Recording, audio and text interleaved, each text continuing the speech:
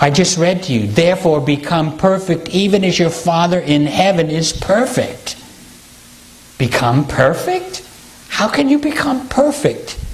Well, we have a problem with translation here.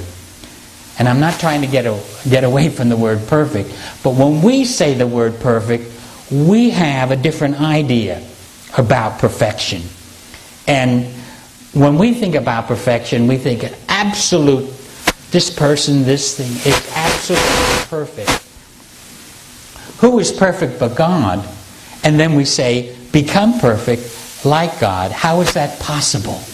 How is that possible? It's the translation, it's the English. Because our word perfect and the word perfect from Aramaic means something completely different. And it's the meaning behind it that has become lost. It's a perfect translation to use the word perfect, but our word perfect has a different meaning. And I always tell people, when it comes to perfection, I have to get away from the pulpit. You'll have to excuse me about that. The word perfect in our language means you're 100%, not one thing off. It's not what it means in the Aramaic. The Aramaic word is gimira. Gimira. I have to back up from this, otherwise it'll pick me up. Gimira. And that word gimira in Aramaic means inclusive. Inclusive. So what Jesus was saying here, because what did he say?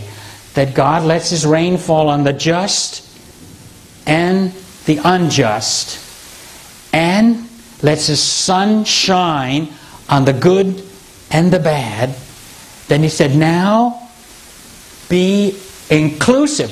What is that? Letting the rain fall on the just and the unjust, and the sun shining on the good and the bad? What is that? Isn't that inclusive? You know, like I said in the beginning, if I were like my grandfather, you know, and we would do the same thing. Here's a wicked farmer, and here's a good farmer. If I were God, that good farmer gets all the rain he needs. But that wicked one, hold back the rain, hold back the sun. Nature doesn't work that way. We do that, not God. And Jesus had an infinite understanding of God and understood his message. We're not to imitate Jesus. What we're to do is implement his teachings, and the originality of those teachings coming out in us in a unique way. Each one of us would express a unique understanding of all of his teachings. And Jesus never said, imitate me. He said, imitate God. When he said, therefore, become inclusive, even as your Father in heaven is inclusive, he was talking about imitation of God, not of himself. Although he also did that. That's why he says, he who has seen me has seen the Father. Meaning, I do what God is. God is love, so I express love. God is healing, so I express healing. God is truth, so I express truth. God is peace, so I express peace. I give the teachings of peace. I show the way of peace. This is what Jesus was saying. When he wasn't into a theological argument of, am I God or not? That's not it. He was imitating God. And that's why he was called Son of God.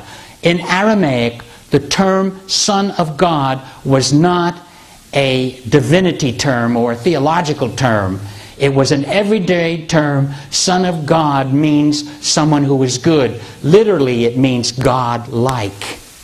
God-like. And even today in Arabic, when you want to do something, something good, they'll ask you, they'll say, please do this good thing.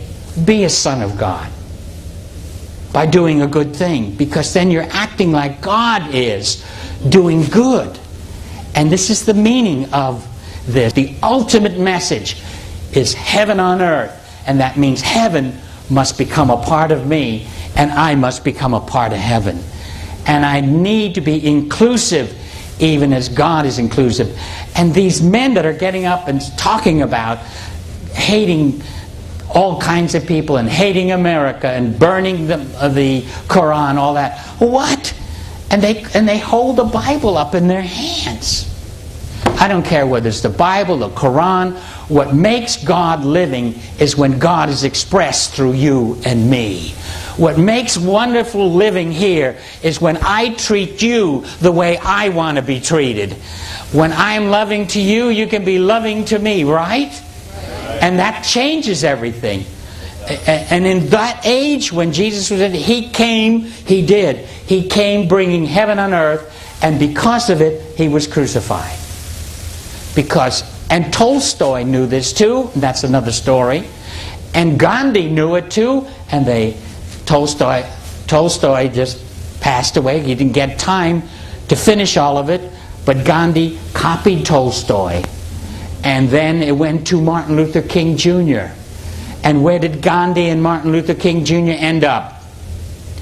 Because the world doesn't want heaven on earth. We want hell on earth. But we, as people here who understand the truth, stand as a light. That's why Jesus says, so let your light shine that they may glorify your Father in heaven.